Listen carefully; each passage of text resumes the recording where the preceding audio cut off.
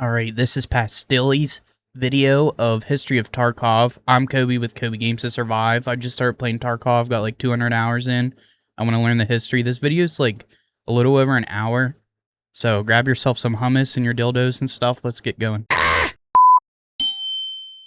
Hi guys, this is Pastilli and welcome to the History of Tarkov. Today, I'm going to be giving you a nostalgia hit, a throwback to when Escape from Tarkov became a public game to play all the way up until now. The reason I'm showing you this is so you guys can get this nostalgia hit of all the patches along the way. If you're only new to the game, you'll be able to see everything that's happened along the way and all the steps to get to where we are now. I'm actually really excited. The bad, the ugly. We're going to be covering all the major patches, the wipes, the memorable moments, the events like Punisher tournaments and Twitch rivals, and much, much more. So, sit back, grab a Tashonka and a brewski, and enjoy the ride. So without further ado, let's crack straight into it. Let's crock straight into it. 3, 2, 2.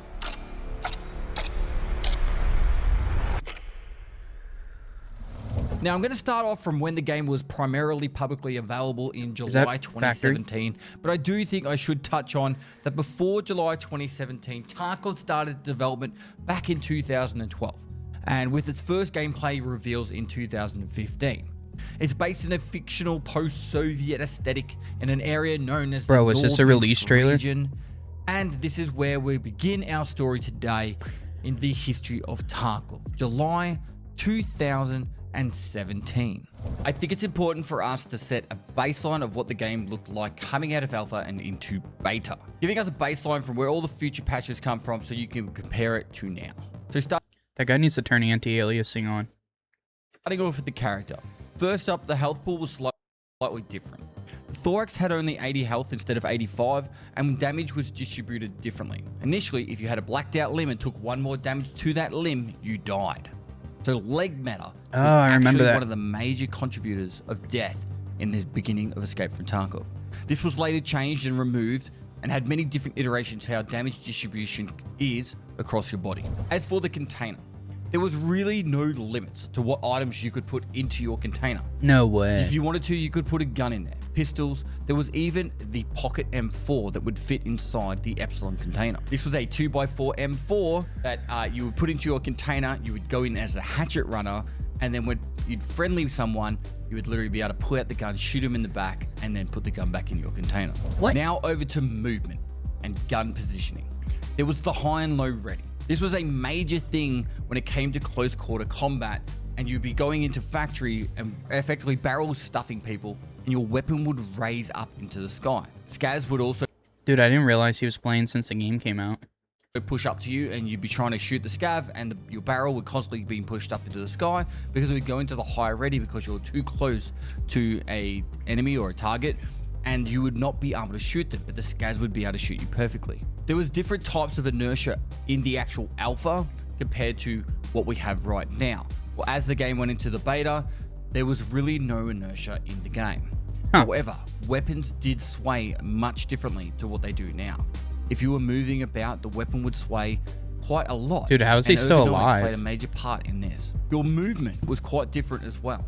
Stutter stepping was also a major thing that everyone did. And stutter stepping is where you start your sprint and stop your sprint over and over again. So you're effectively silent, but also being able to move faster, but ready to shoot at a moment's notice. Doors had animations. So every time you opened a door, instead of just being a simple little arm swing, it would be a full door animation of opening. Same with unlocking doors and other things throughout the game, which made it very hard to stop doing what you're doing and fight an immediate threat. These were all removed later on. And for skills, there was a lot less skills in the game. You would also lose skills over time if you didn't play. And I don't know too much about the skills. We should do a video about that soon. the memory skill was a major contributing factor, so you didn't lose any of your hard-earned progression on your skills if you didn't play. For example, if you had max memory skill, you would not lose anything. If you had level 1 memory and level 2 endurance, if you didn't play for a day, after 24 hours, your endurance level would start losing skill points every hour you didn't play. There was also no limit to how much you could level a skill in the raid compared to what we have now. You were able to go into a raid, with 3,000 rounds and shoot into the sky and max out your recoil control skill. Damn. And that skill has also been removed from the game in current times. So to the game actual inventory management, and you know, when you're back at your stash, it was a lot smaller stash you had. You had less containers. There was no containers in the game at all.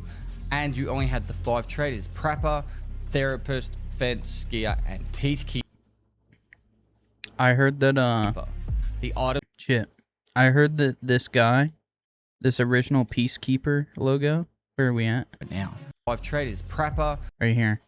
I heard that that may be a edited picture of Adam Sandler.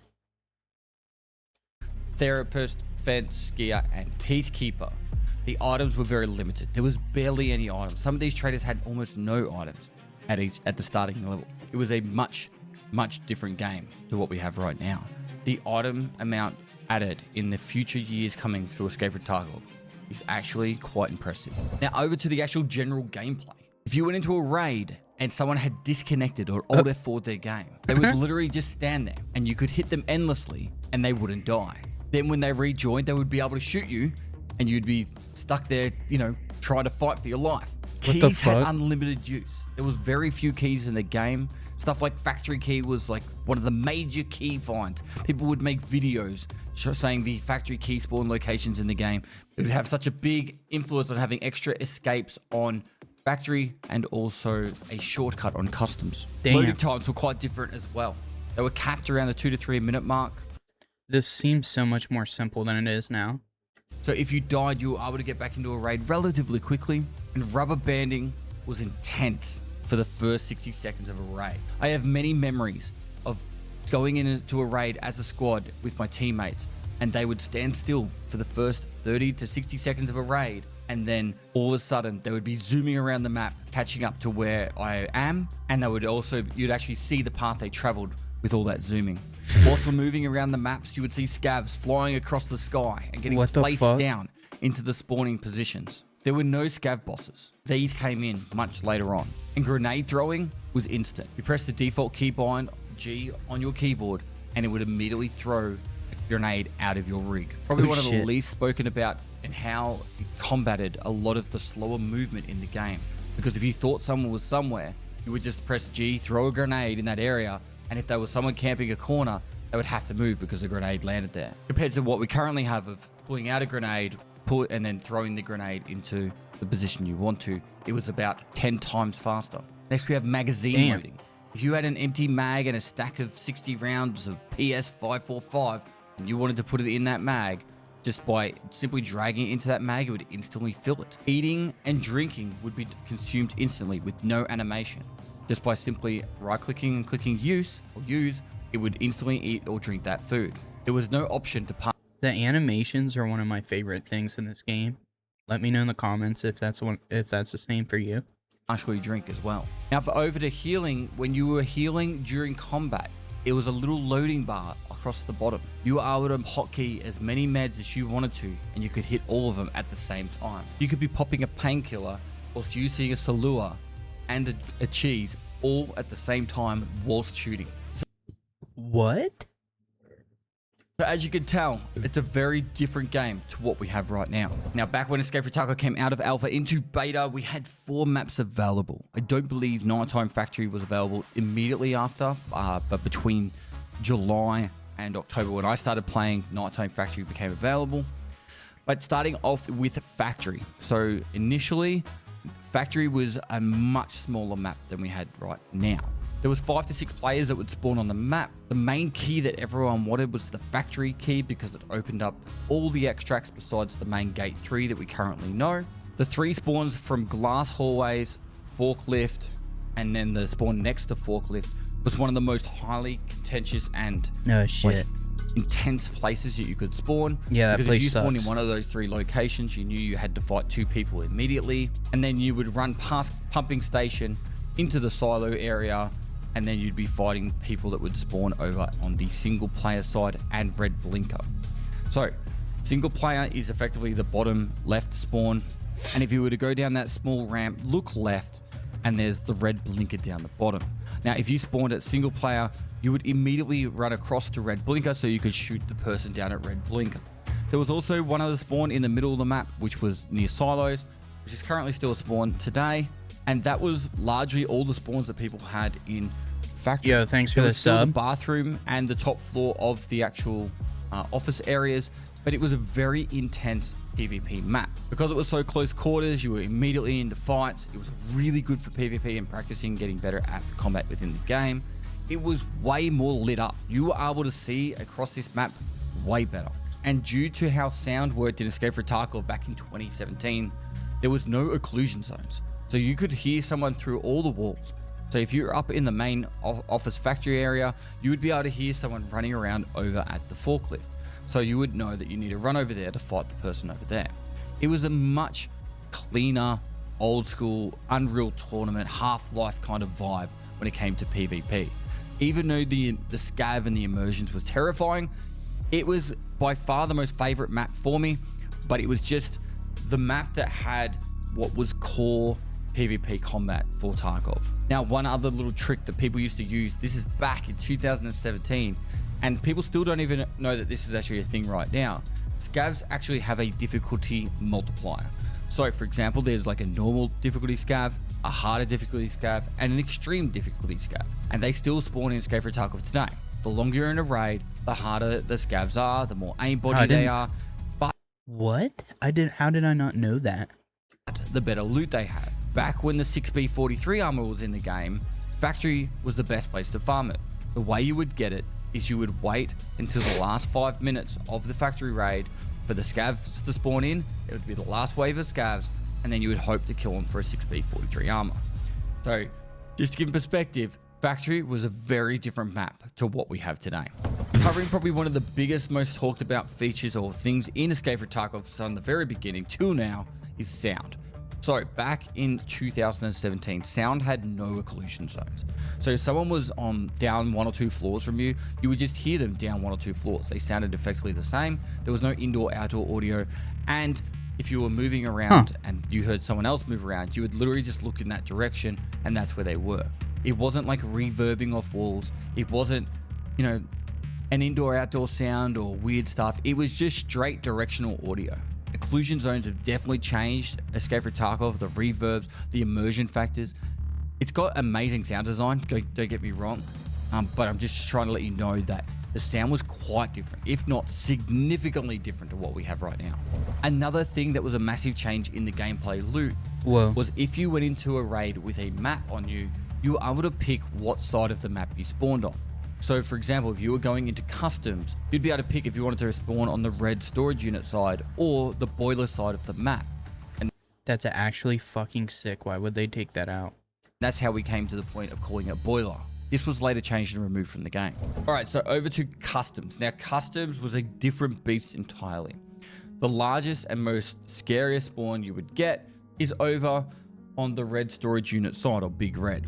On this side of the map, it was the most amount of spawns and congestion. If you spawned in here, you would be expecting to fight at least 1, if not 2 or 3 other players / teams, and a lot of fights went down there. Now, as we progress across the bridge, there was a much smaller section of construction that you would be able to get access to. There was the Welcome to Tarkov truck, where you get the unknown key from, and then there would be Elbow. That was all walled off, so you could only go through that area to go through Elbow to get into construction. There was no way to go into any of these buildings, and you would have to go up into construction if you went through Elbow. If you went on the other side of the road and you were going towards dorms, it was all very similar, and you'd be able to push up across to dorms. Now, as you went through dorms and construction, the new Skelly area was not there. You wouldn't be able to go through that. Pretty much from the point where you get bad rep evidence out of that little shack up until the shipping container to go through the wall, that was as far as you could go along through construction. On the other side, you had the bus depot and obviously dorms, and then you would push towards the east and where the train tracks is and the bridge. Now, at this point in time, the bridge, everyone had to either go just next to it or underneath it. There was no other way from the left-hand side to the right-hand side of the map. And the way the spawns worked was you either spawned in the boiler side on the right-hand side of this bridge, or you spawned on the big red side and you'd be on the left-hand side of the water all the way over there. So effectively, if you stood on this bridge, every single player in the map had to cross this bridge and go past you at some point in time. It was the largest choke point in all of Escape from Tarkov history, effectively.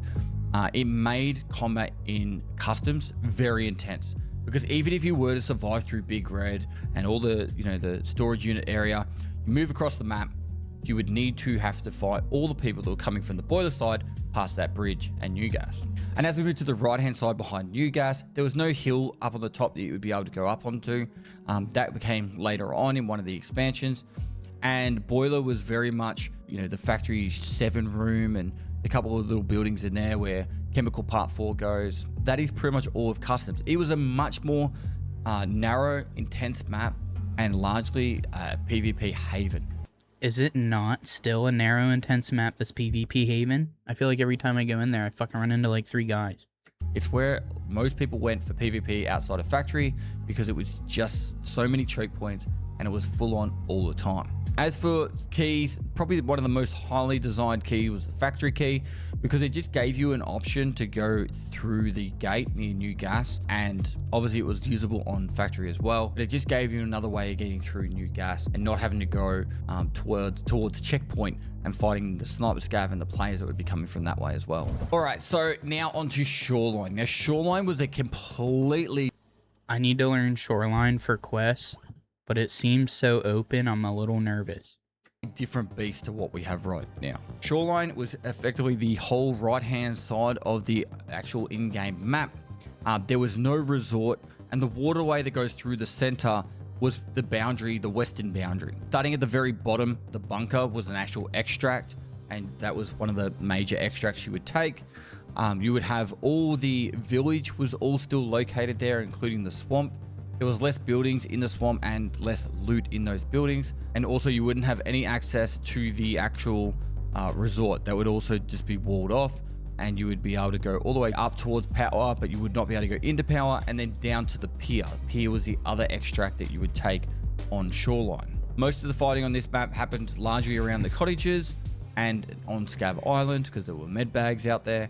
But realistically, this map was a very small and different map.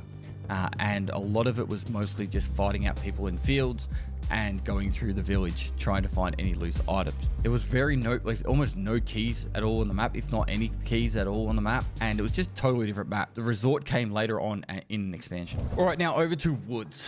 If you're looking at the map I'm looking at right now, it is I love Woods, dude. I love Woods. I feel like it's the most balanced map. Everybody says you get sniped in it. I don't get sniped in it that often. Usually I'm the one sniping the people.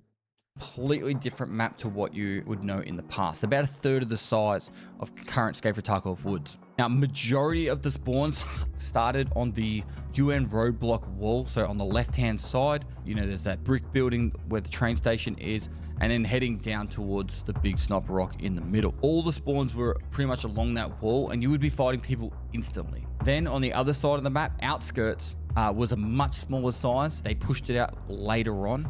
But outskirts was pretty much you started, although the extremity was the wall behind the actual building at outskirts. And along that eastern and northern wall was where you would spawn.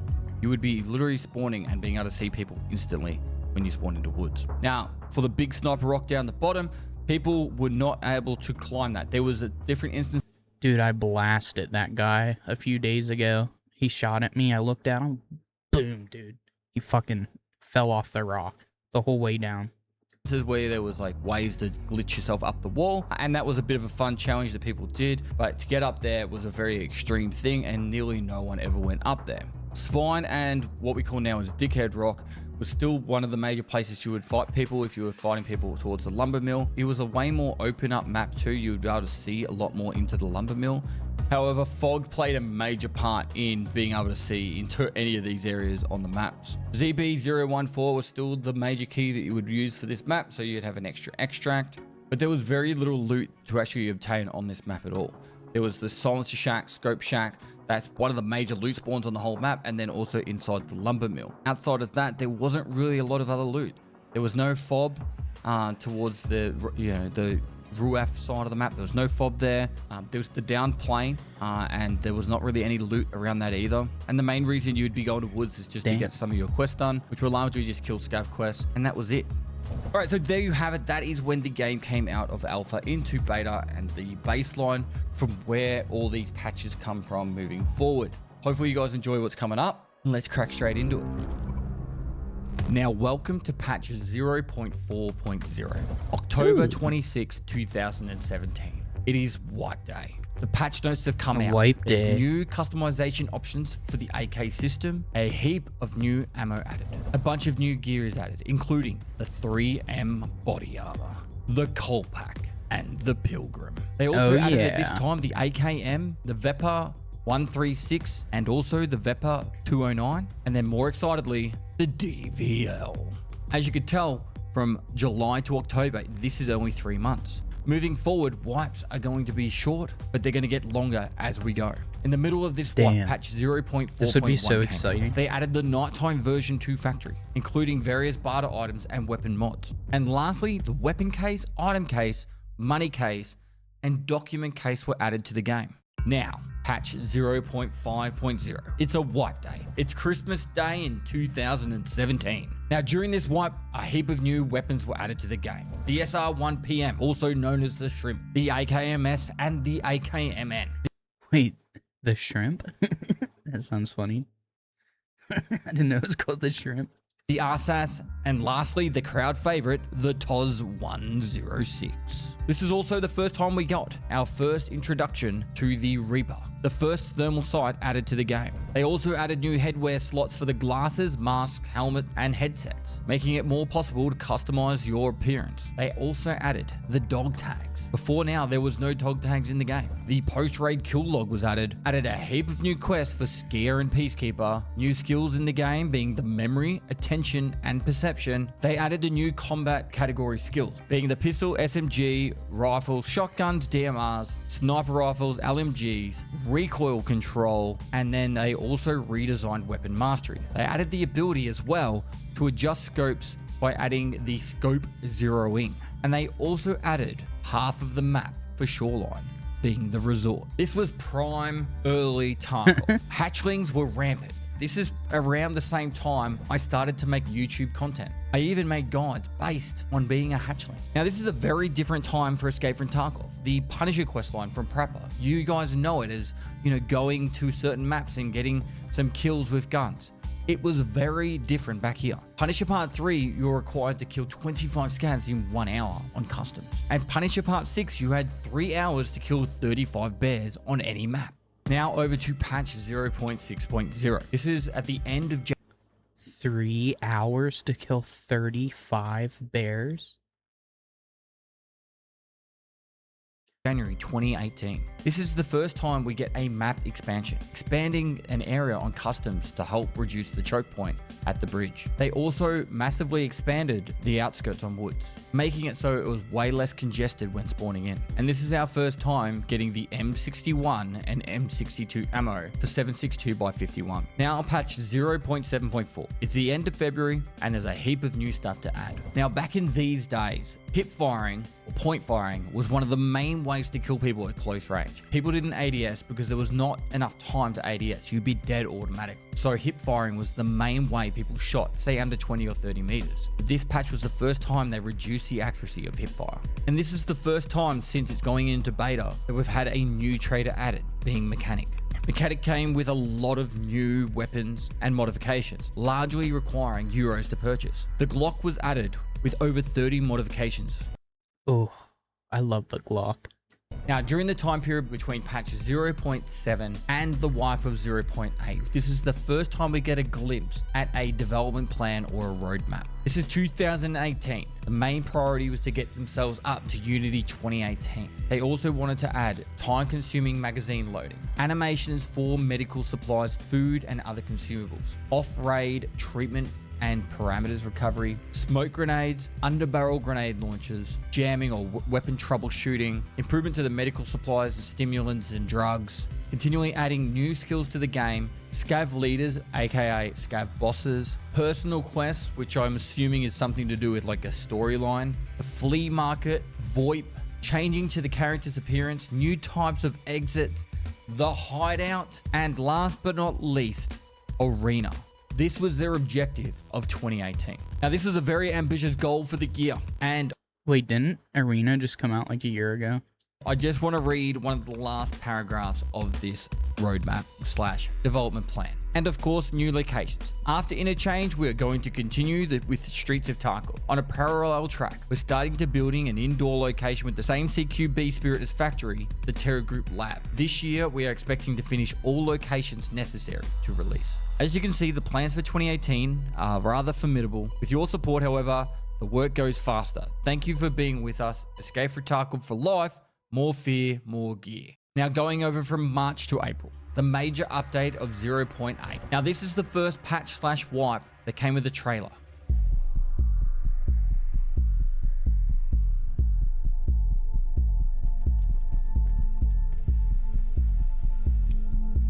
Shit, dude.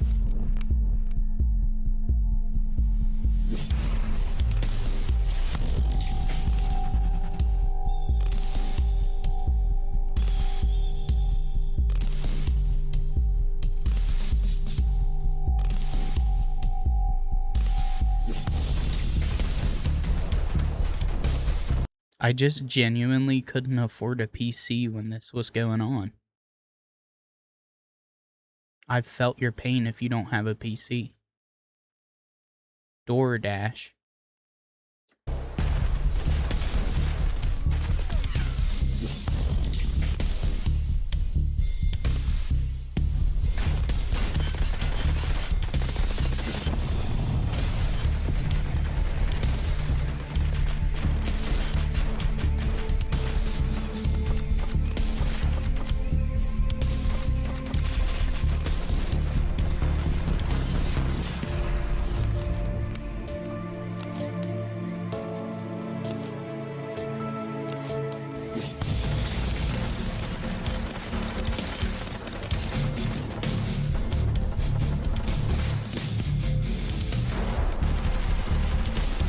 Oh.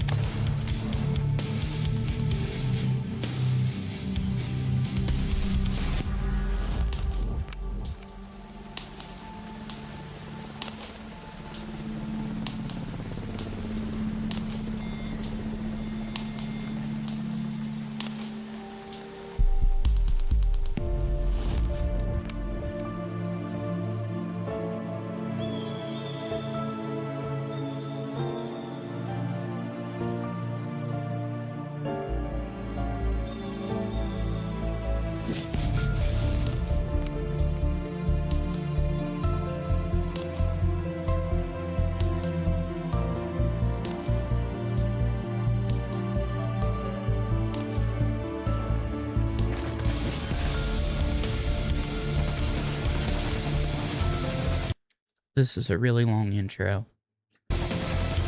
Trailer.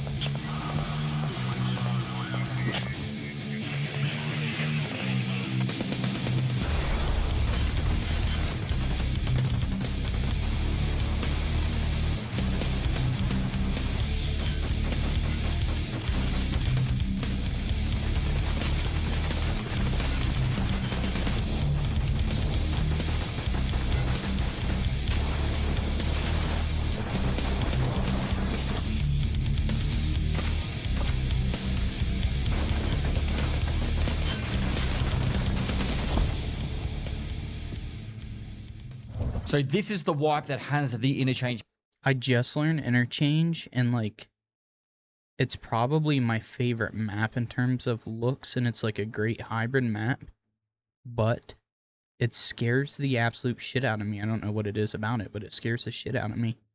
Map added. Now, when interchange was added, it wasn't like we see it today. Largely, no scav bosses were in the game yet, but also this is the first time they added a map with no scavs. Now, there are a few reasons why this is actually like a really interesting thing. Firstly, there was actually a little bit of a glitch / exploit that if you had FPS 2, you could actually see how many people, entities were still in the map playing and running around. So for every 2 points, it meant there was one like player or scav still in the map. So for interchange being only PNCs, no scavs, this made it very easy to know if you were in there alone or with multiple other people. Also, the performance was insane. Starting out, I was playing this back on an i7 7700K with a 1070 GPU and 32 gig of RAM, and I ran this at very high FPS. I'm talking confidently over 140, if not 200 FPS. Now, the new trader Ragman is added to the game. Our second new trader since the closed beta. They actually added new mechanics, loading and unloading magazines. New skills were added to the game.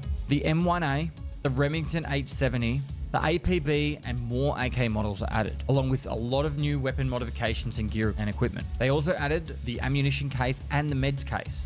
I need another ammo case. I don't know how to get one, and I need a med case. Interchange was filled with loot. Particularly, Idea had statues littered all over it. And during this wipe, I collected 712 cat statues. July 18, 2018. It's 0.9 time. It's a wipe day. As with a theme that's about to happen, we start getting more trailers for wipes and patches.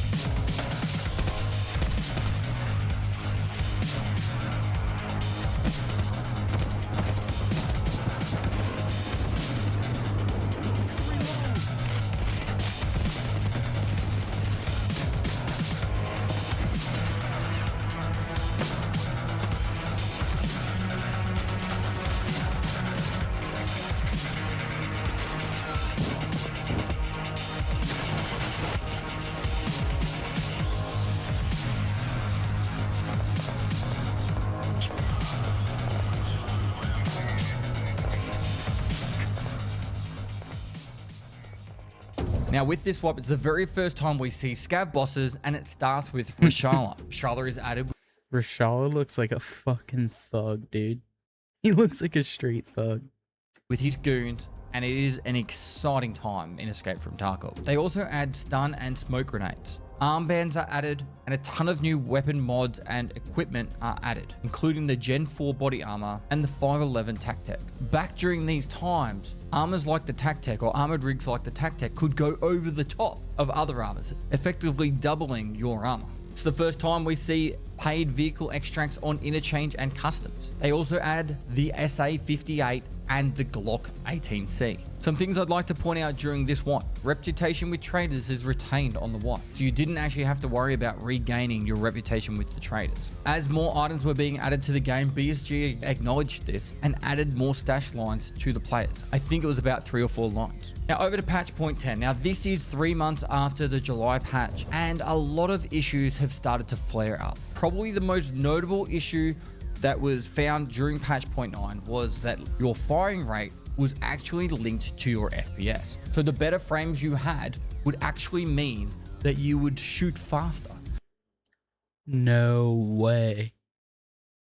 So if you had a full auto gun, you would actually be slowing yourself down if you had low FPS. And this patch point 10 was a fix for that. They also added the Mosin. Most notably, it became one of the most played guns in the actual whole entire game. At this point of the game, LPS GZH ammo was available at level 1 traders, and so was the Mosin. It was strong enough to be actually penned through any class 4 or lower armor and one-shot you. So anyone who just buys the game hits a chest shot with the Mosin would one tap pretty much anyone in the game because class 6 armors were extremely rare and so was class 5. When spawning into a raid, you would literally hear Mosins just popping off non-stop. And this inspired Veritas to make the song Mosin Man trusted Nikita, he had a plan. Jokes on us, it was a fucking scam. Mosin Man, you believe these assholes are worse than the hatchlings? Yes, I can. Mosin Man. It's actually a fire song. Now November 7th, 2018, patch 0.10.5, the wipe that changed the economy forever. The flea market was added. One of the most controversial topics over the whole entire lifespan of the game. Do we have the flea market? Should we not have the flea market? And of course, I found every single way to exploit the flea market in its entirety. They finally added food and med consumption animations. BSG did a massive overhaul on the weapon ergonomics, penetration, and blunt damage. The MP7 is added, along with a heap of new mods for the Mosin. Now in December 2018, they added patch 0.11. This patch came out of nowhere and they added the map Laboratory, which included a trailer, but no one knew it was coming until I haven't played this and I'm nervous. I heard Labs is insane. Everybody knows Labs from Escape from Tarkov, even if you don't play it. patch day.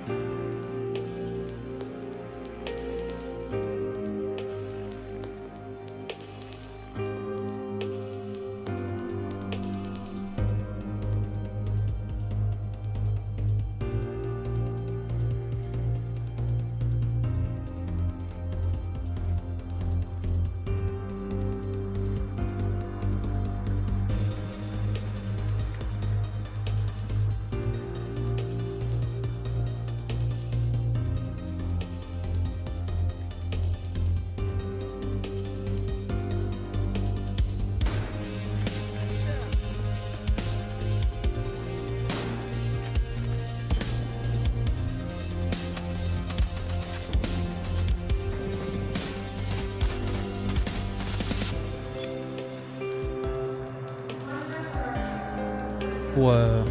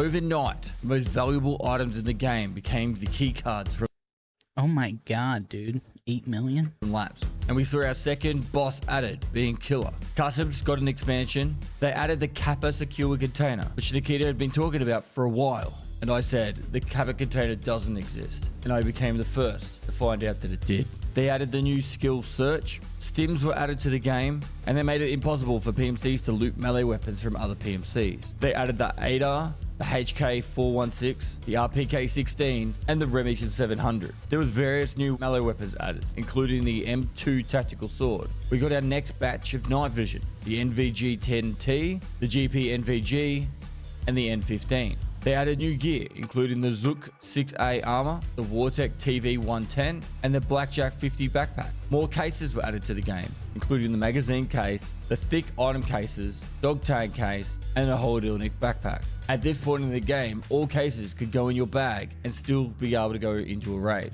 leading to memorable moments like going into labs with a thick item case and trying to loot the entire map. They also added new ammo, including the Igornik and 9x39 BP and SPP ammo.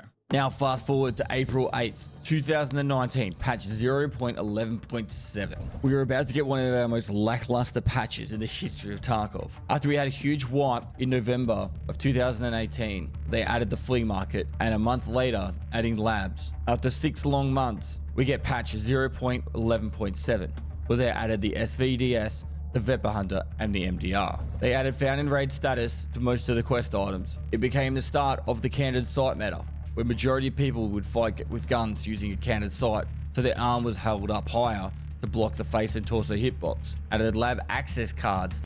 Dude, these people are literally slicing this game down piece by piece to figure out the best way to stay alive.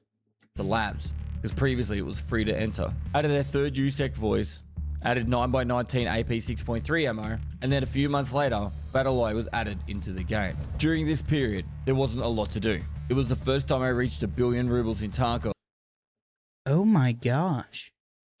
and I reached 100,000 followers on Twitch. For the period between the wipe in November 2018 until the next wipe that happens in October 2019, I grinded out every aspect of the game, making guides about everything. 100 marked rooms looted, 100 red keycard rooms looted, 1,000 filing cabinets, and much, much more. Now for patch point 12, the wipe of October 26, 2019. This is when they added the reserve map.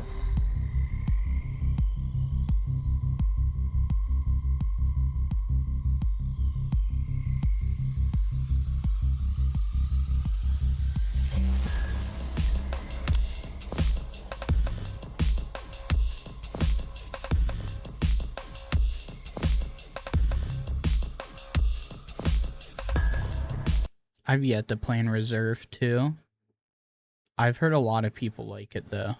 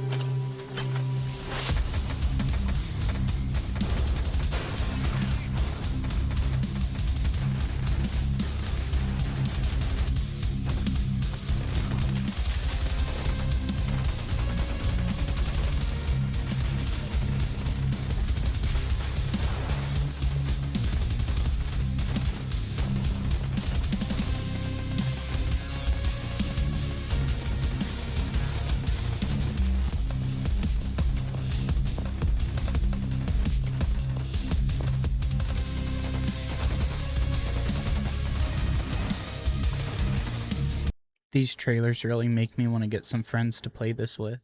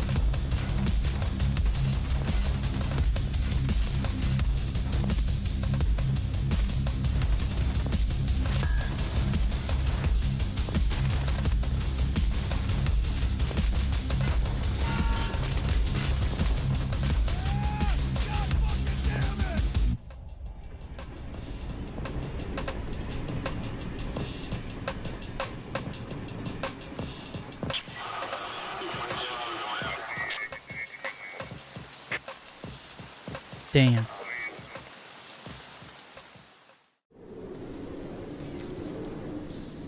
And the hideout. Так. Что тут у нас?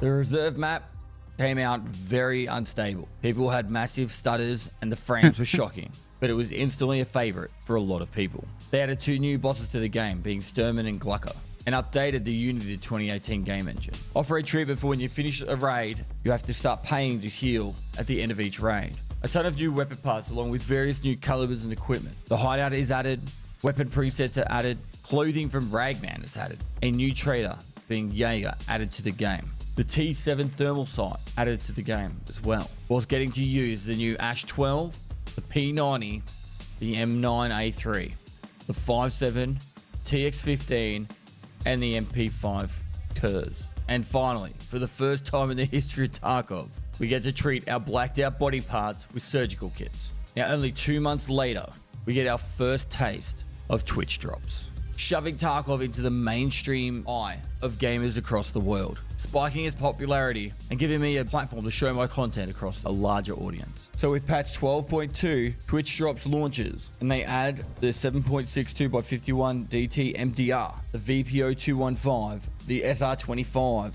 the T5000, and the MP9. And we get our first opportunity to grind for the Adidas tracksuit. And this is where, with Tarkov's popularity, more content creators get involved, and we see the taste of General Sam posting the 2 types of Tarkov players, the rats and the chads. Now, early on in 2020, I moved all the way from Australia, which doesn't exist apparently, to the Netherlands, where I start my 2020 year with all this hype and escape from Tarkov. I start out the year with a goal to raise $1 million for Starlight Children's Foundation Australia, and boy did we hit it running. With all the extra exposure and tournaments popping up like the Code Red tournament, it increased the exposure on my channel to help raise money for an awesome cause, which also gave plenty of opportunities for a lot of shenanigans to happen throughout all the charity events that I did over the year. So next up, we have patch 12.4. Interchange gets a rework with new interactive objects, extracts, and keys. New keys are added to Interchange, such as the Ultra Medical Key, which requires the power to be turned on to use. They added the Hole in the Fence and Scav Camp extracts to Interchange, and the new overweight debuffs to Escape from Tarkov. They divide the stamina bar into 2, so you now have leg and arm stamina separately. We get the VOG 25 and VOG 17 hand grenades added, and the grenade case. And during this patch is the first of the Twitch Rivals tournaments, where I compete with Iron Fist and Veritas to win the European Twitch Rivals. Now, during this time, there was a lot of people using a program called Reshade, which would make it that you could change how the game looked from nighttime to daytime and brightness levels throughout. So in patch 0.12.5, BSG added their own version, being PostFX, and made it bannable to use Reshade from this day forward. They also added quick treatment servers for therapists post-raid, and the puppet shaft was added during this patch. Now for patch 0.12.6 of May 27th, 2020, they added the capture checks to the flea market to help combat bots. Stash space for all editions was increased by 2 horizontal rows. They added the ability to lean while prone, and this was the first time we got to get our taste on Steam Audio. Remove the ability to sell items not found in raid on the flea market, and change the mechanic of found in raid such that items placed in a secure container would only be found in raid if the player exits from the location with a survive status. Okay, I should have known that because I've been not keeping that shit in my ass because I thought it took the found in raid away. General Sam makes the video the most hated strategy in Tarkov and teaches everyone how to extract camp. And this is where I put my first Punisher tournament together, which was run on public servers on Factory and required a large contribution from the whole community to make it work. Landmark comes out victorious above Axel, which came down literally to the last raid. And it was also around this time in August 2020 that we hit the $1 million raised for Starlight Children's Foundation Australia. Now to patch 0.12.7. The new Scav Boss Senator is added to Shoreline. They added the key with tape and key card with blue markings. The custom expansion adds the Crack House and Skeleton to customs. 7 new stims are added, including the Mule and Obidos cocktail. And we see the GL40 grenade launcher added to Escape from Tarkov, which was completely broken and you could kill people through walls. Lots of new AP ammos added to the game, like the 366 AP or the M993, and they added the surgery and aim drill skills. And it was at this point that Tarkov Punisher Tournament 2 took place on Labs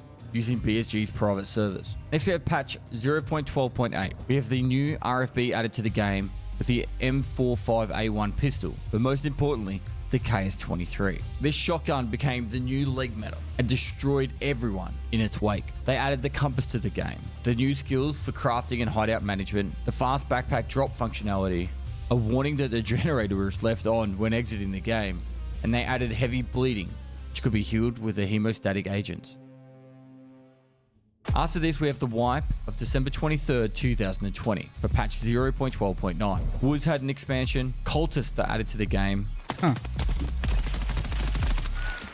Tried to fucking stab me. The new skill immunity. They reworked the entire PMC gear sets for level 1, added the ability to customize PMC head and voices, removed the ability to loot armbands from players. They did a simplification of Jaeger's quest, reduced the character overweight limit from 40 down to 35, added new supply package for the first 7 days of each wipe, added the Chris Vector, the SIG MCX, the UMP, and the Mark 18.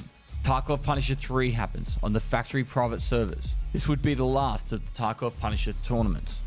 And during this wipe, there is enough scav bosses that Dr. Lupo creates the Snowball Challenge, where you would have to go in with a pistol, build up to killing all the scav bosses without dying. Now during this wipe, we get the patch 12.10, where they added new items of clothing, including the AFAC and tan and olive variants of the Slick. They added the PL-15 pistol, the Tiger 1 melee, and new ammo, including the MAI AP and SSA AP ammo. Now on June 30th, 2021, with patch 0.12.11's wipe, we get the first and only factory expansion. And with this expansion, they add the boss Tagilla. I'm so glad I haven't had to fight Tagilla yet.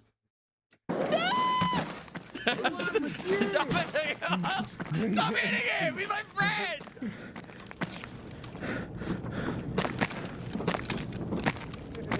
Wow. They also add the MK47 and MP155 Ultima. 2 new skills being the troubleshooting and weapon maintenance are added to the game. The first iteration of weapon malfunctions are added. Fence reputation and scav karma system is added to the game. The sorting tables added. We get our first taste of streamer mode for people who content create. The ability to report players in the flea market is added. They changed flea market to be accessible at level 20 and made the Kappa questline way more difficult. And now, no longer just on interchange, PMC scav co-op extracts added to majority locations. Now 6 months later, without another patch, patch 0.12.12 comes out in December 2021. The new map Lighthouse is added.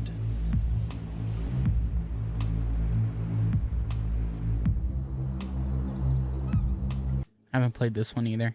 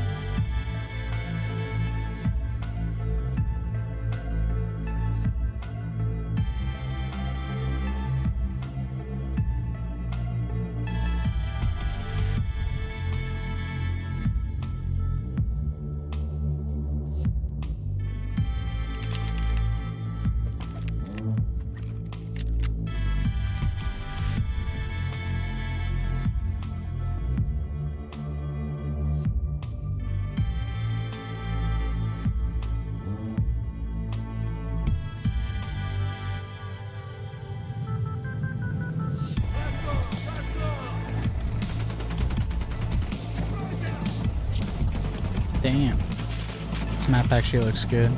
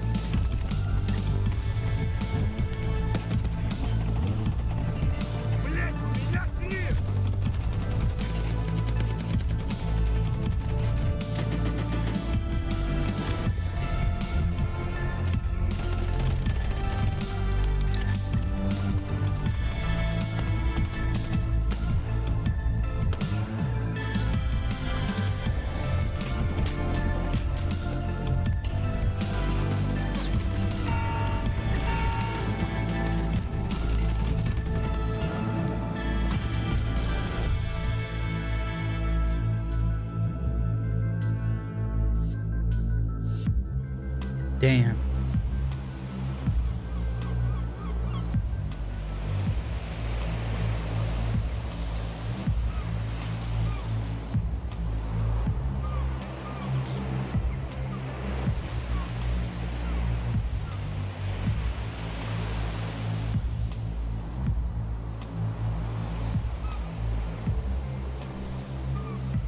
A new AI type, being the rogues, is added to the map as well. And then probably the most controversial change, the actual way and flow of the whole game, inertia, is added to the game. This changed the mechanics for crouching and movement based off the weight and how everyone interacted with the world. Yeah, that's the worst gun in the game right there. I hate that fucking gun. That guy cracks me up. Just like I just swung out so fucking wide. You just slide. Your guy acts like when he has to strafe back, he's like fumbling all over his feet. I just don't understand it. They also expanded on the weapon malfunctions to include failure to feed, jam bolt, and failure to eject, as well as weapon overheating. The MP43-1C double barrel shotgun and SCAR variants are added to the game, as well as impact nades, the rangefinder, and the injector case and keycard holder. Though whilst inertia was one of the most controversial things added to the game, what was also added in this patch made some of the best content in the history of Tarkov, VoIP. For the longest time, a large amount of the player base had begged Nikita not to add VoIP, whilst the other part of the player base wanted VoIP added. And I think we can all agree that VoIP has only made Tarkov either more enjoyable or funny in its entirety. 近来，这通天修为天大弟兄们紫禁城，此地所全之火焰。 酒店选什么惊天变？乌云，我只省杀手呼啸烟雨遁，多情是悟空与对我手持半道阵。 And lastly for this patch, they removed the ability to add high tier armor, weapons, and weapon parts, including ammo, from the flea market. And labs access cards is removed from the flea as well. Then a few weeks later, in patch 12.12.1, they did a New Year's event with a peaceful Santa Claus bot, and airdrops are added to the game. Now to June 29th, 2022. Wipe 12.12.30. There's a lighthouse expansion. The actual lighthouse is added, along with new interiors for the water treatment facility. The goons are added to the game. You have the ability to do offline co-op. They did a complete rework for character movement animations, added daily tasks for player scavs, and added the special items to the inventory slots. The airdrop mechanics gets reworked slightly, so now there's 4 different unique containers that can drop instead of the 1. Slight changes to the base clothing models for the USEC and Bear. As for guns, we get the AXMC, the MP18, the RD704, the SAG AK, the HKG36, and the Benelli M3 Super. Now up to December 27th, 2022, patch point 13. The new map, Streets of Tarkov, is added. This map looks sick. I just haven't played it yet. I have it unlocked. I think everybody gets it unlocked, but...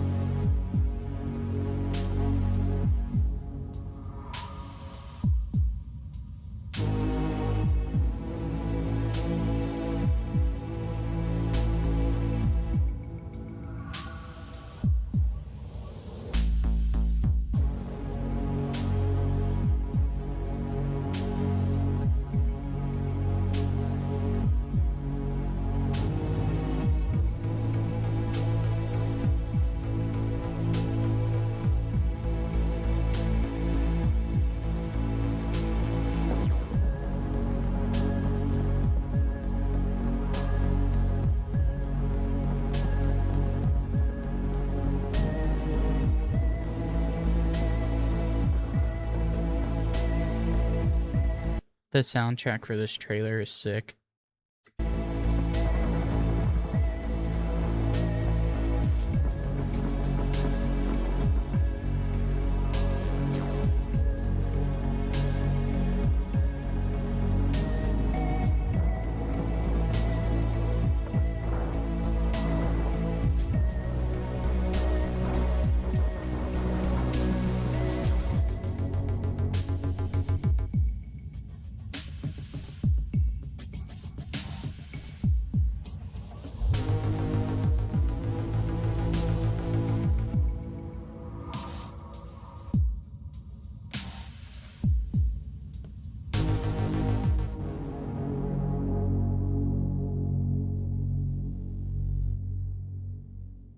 They added new weapon and body armor enhancements, as well as the new skills, light armor and heavy armor. They add the SR2M or Glock 19X and the RSH-12, as well as the underbarrel grenade launcher to the game. They expanded the shooting range to include 2 more levels up in the hideout, and as well as new stimulants like the Obidos 2, SJ-12, Perfotorin, Tribidol, and PNB. In patch 13.0.3, they added the new player group system, which meant you could group up with players from inside the stash, previously needing to do it just before queuing up for a raid. And during this time, the video came out, The Wiggle That Killed Tarkov, which became probably the most major talking point in the history of Escape from Tarkov. Now, after just experiencing one of the longest wipes in the history of Tarkov, on August 10th, 2023, we get patch 0.13.5, which had a wipe. Streets of Tarkov doubled in size with its first expansion, and the new boss Kaban is added. They added kit presets, the sidearm quick swap functionality, dynamic random container spawns instead of it being fixed like previously, the ability to command bots with gestures and voice lines, the ability for scavs to loot corpses. They added the weapon stand to the hideout, and the quick sell and sell equipment option for post-grading scavs. The SVT-40 and AVT-40, AK-12, PKM, and PKP, among other weapons, are added to the game. And just before the December wipe of 2023, Battlestate Games does the beta release for Tarkov Arena on December 17th, 2023. I'm not going to go through all the patches that happened, but it's vastly different to the arena that we have right now. So following that, on December 27th, 2023, we get patch 0.14.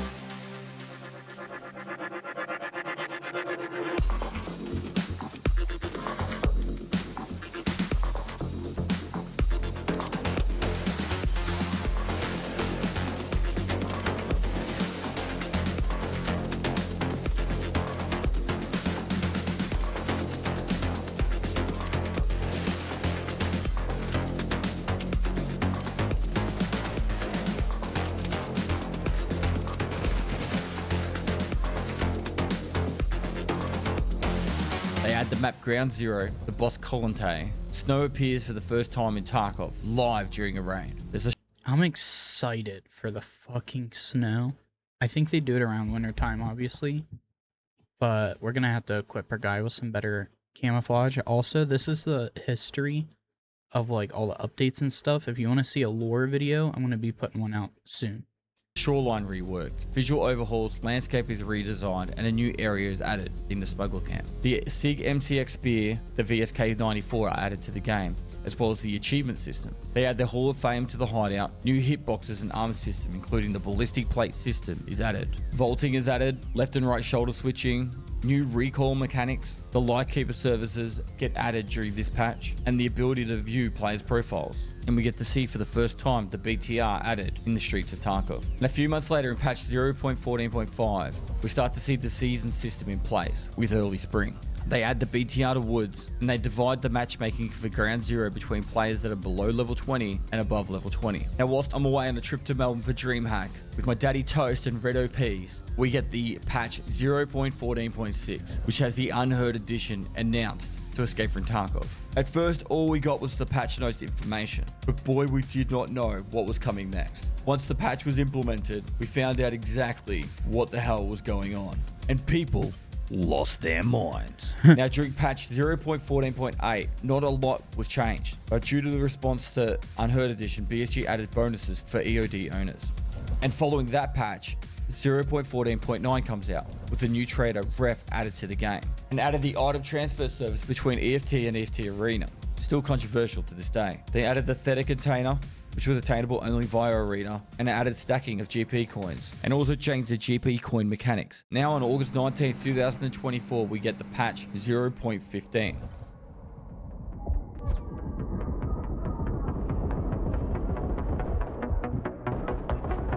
Oh shit.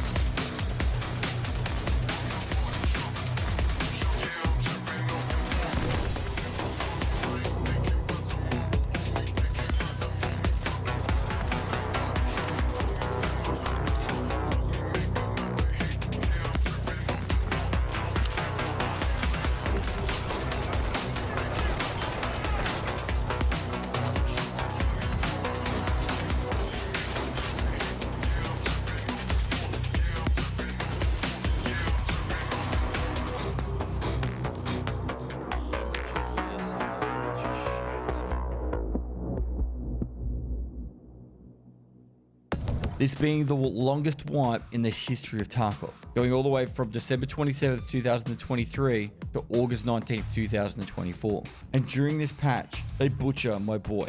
Factory gets a complete rework. Now, whilst a large amount of people have really appreciated and liked the new factory, the old factory was a beautiful playground where we all got to enjoy some baseline PvP and a very simplistic system with not too many ratty locations. The new factory, being dark and gloomy with tunnels everywhere, totally changed the whole dynamic of factory. Was looting as well. That poll just say water is wet.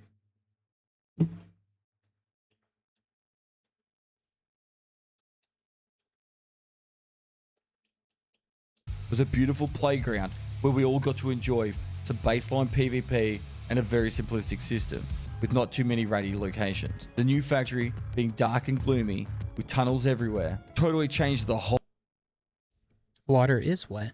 Fuck. all dynamic of factory. Whilst looting is way more beneficial in the new factory, there was just a great charm about the old factory. They added the new boss Parmesan to the game, which is based off a karma system that's invisible and no one still understands the full way on how it works. The wipe starts with the marathon event, introducing the transit system, where you could transfer from map to map. This had an achievement to go through every single map in the game via transit. Tripwires are added to the game. Have you seen the new save? It's just in here. Have a look. Literally just on the outside of this door, bro. You go through that window, it's right there. Yeah, neat. In offline mode, I was trying to get.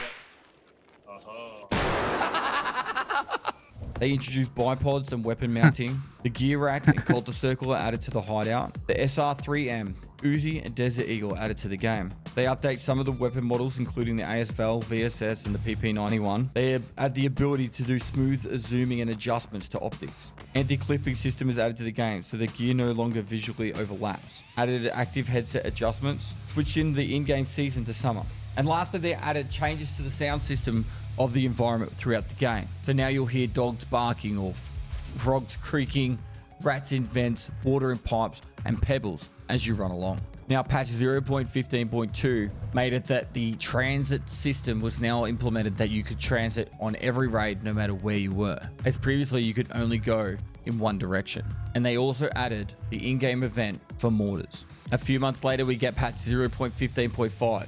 Where they add the ability to access your inventory while matching. They added rewards for achievements and the ability to pin and lock functionality in your stash. They added the MPS AA-12 shotgun, Gen 1 and 2, and soon after with the following patch, they started the event, which was Zombies on Labs. The zombies soon left labs and went out throughout all the other maps. It was one of the coolest events in the history of Tarkov. Now on December 25th, 2024, patch 16 comes out with a wipe on Christmas Day.